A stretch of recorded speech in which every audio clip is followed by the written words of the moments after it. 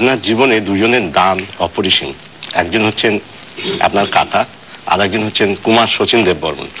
শচীনদার সঙ্গে আপনি যোগাযোগ করেছেন, আপনি ওর সহকারী হিসেবে কাজ করতেন বম্বেতে, এটা কি সত্যি? শচীনদার আমি অ্যাসিস্ট্যান্ট ছিলাম, মানে সব দিক দিয়ে অ্যাসিস্ট্যান্ট। শচীনদার থলি বইতাম, শচীনদার পান এনে দিতাম, শচীনদার জন্য কলা কিনে দিতাম, শচীনদার গানের নোটেশন করতাম।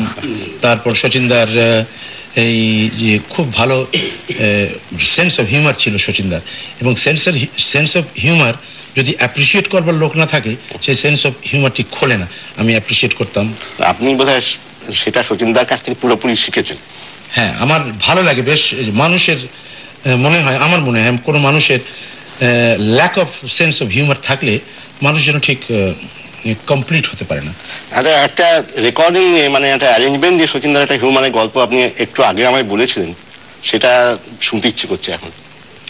হ্যাঁ, শচীনদা কি জানেন, যে কোনো সিচুয়েশন, মানে সে যতই গম্ভীর সিচুয়েশন হোক, শচীনদার ভালো না লাগলেও সেটা এমন ওই হিউমারের মধ্যে দিয়ে নিজের মতন করে নিতেন। আসলে হয়েছিল কি, একটা গান করছিলাম আমি শচীনদার, ঘন্টা তিনেক রিহার্সাল করবার পরও যারা অ্যারেঞ্জমেন্ট করছিলেন তারা রেডি হতে পারেননি।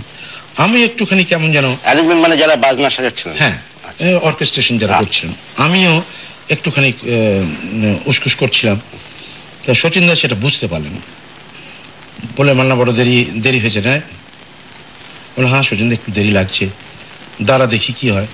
উনি ভিতরে গেলেন, ভিতরে গিয়ে বললেন যে তোমাদের আর কত দেরি আছে? বললে শচীনদা, আর আধ ঘন্টা লাগবে আমাদের।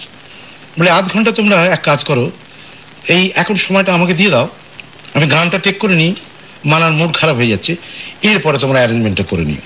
মানে আগে গানটা টেক হোক, তারপর বাজনা রেকর্ডিং হবে। শচীনদার বলবার এরকম